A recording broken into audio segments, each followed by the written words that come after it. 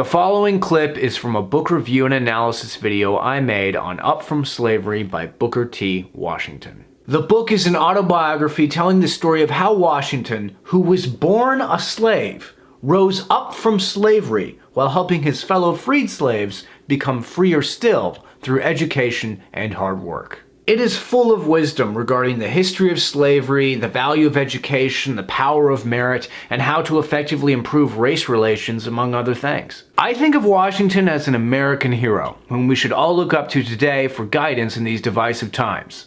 The following is a testament to his brilliance that will give you something to think about for the rest of the day. Now, this next passage about slavery, I had never thought this way about slavery before in my life, because I mean it's a wild idea that Booker T puts on the pages here about how slavery not only hurt black people but white people as well. I'm going to read the passage and I think you'll see just exactly what I'm talking about. Ever since I have been old enough to think for myself, I have entertained the idea that, notwithstanding the cruel wrongs inflicted upon us, the black man got nearly as much out of slavery as the white man did. The hurtful influences of the institution were not by any means confined to the Negro. This was fully illustrated by the life upon our own plantation. The whole machinery of slavery was so constructed as to cause labor, as a rule, to be looked upon as a badge of degradation, of inferiority. Hence, labor was something that both races on the slave population sought to escape. The slave system on our place, in a large measure, took the spirit of self-reliance and self-help out of the white people. My old master had many boys and girls, but not one, so far as I know, ever mastered a single trade or special line of productive industry. The girls were not taught to cook, sew, or to take care of the house. All of this was left to the slaves. The slaves, of course, had little personal interest in the life of the plantation, and their ignorance prevented them from learning how to do things in the most improved and thorough manner.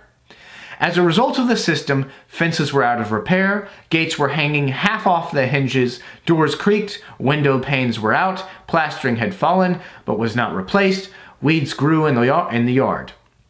As a rule, there was food for whites and blacks, but inside the house and on the dining room table, there was wanting that delicacy and refinement of touch and finish which can make a home the most convenient, comfortable, and attractive place in the world.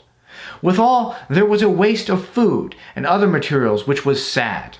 When freedom came, the slaves were almost as well fitted to begin life anew as the master, except in the matter of book learning and ownership of property. The slave owner and his sons had mastered no special industry. They unconsciously had imbibed the feeling that manual labor was not the proper thing for them.